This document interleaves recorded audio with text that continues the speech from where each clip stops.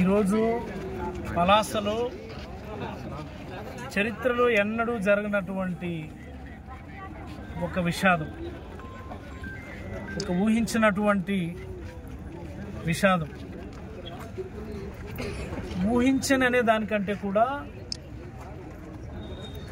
ఇది ఒక వైఫల్యం కింద మనం తీసుకోవాలి. ఎందుచేత ఈ మాట మాట్లాడుతూ ఉన్నానంటే, ఈ గుడి ఇటీవల కాలంలోనే ఓపెనింగ్ అవ్వడం మనందరికీ కూడా తెలుసు. Very recently it was opened around 1 to 2 years in between. Opening అయిన తర్వాత పలాసలో చక్కనైనటువంటి దేవాలయం వచ్చింది. తిరుపతికి ఇది ఒక ప్రతిరూపం. చిన్న తిరుపతి అని చెప్పి పెద్ద ఎత్తున ప్రచారం చేశాం.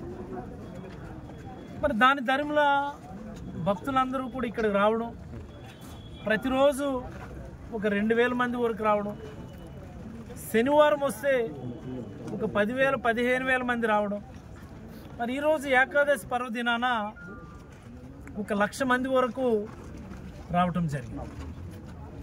ఇంత పెద్ద ఎత్తున భక్తులు వస్తున్నారు అన్నటువంటి విషయం ప్రభుత్వం దృష్టిలో ఉంది, పోలీసుల దృష్టిలో ఉంది. The founder of this temple Panda గారు ఎవరైతే ఉన్నారో, హీజ్ అన్ ఎల్డర్లీ మ్యాన్. 90 సంవత్సరాల పైబడినటువంటి ఎల్డర్లీ మ్యాన్ ఆయన ఎవ్రీ వీక్ పోలీసులకి శనివారం వస్తే ఇన్ఫార్మ్ చేయటం కూడా మనందరం చూస్తూనే ఉన్నాం. మరి ఈరోజు కూడా ఏకాదశి సందర్భంగా పెద్ద ఎత్తున భక్తులు వస్తారా అన్నటువంటి విషయం పోలీసుల నోటీసులో కూడా పెట్టడం జరిగింది. భక్తులు చెప్తున్నటువంటి మాట, ఇన్సిడెంట్స్ జరిగినటువంటి 1 or 2 minutesలో ఇక్కడ ఉన్నాం. డెడ్ బాడీస్ చెల్లా చెదురుగా పడున్నాయి. ఒక 2-3 గ్యాస్పింగ్ స్టేజ్లో ఉన్నారు. ఒక ఆవిడైతే రైట్ లెగ్ ఫ్రాక్చర్ అయ్యి హాహాకారాలు చేస్తుంది. ఒక చిన్న పిల్లోడు అయ్యప్ప మాల వేసి చలనం లేకుండా పడి ఉండడం చూసి నిజంగా దుఃఖాన్ని ఆపుకోలేకపోయింది. మరి ఆ సందర్భంలో టెర్మినల్ స్టేజ్లో ఉన్నటువంటి వాళ్ళకి లైఫ్ సపోర్ట్ ఇవ్వాల్సిన సందర్భంలో ఆ రకంగా రెస్పాండ్ అవ్వడం కూడా జరిగింది.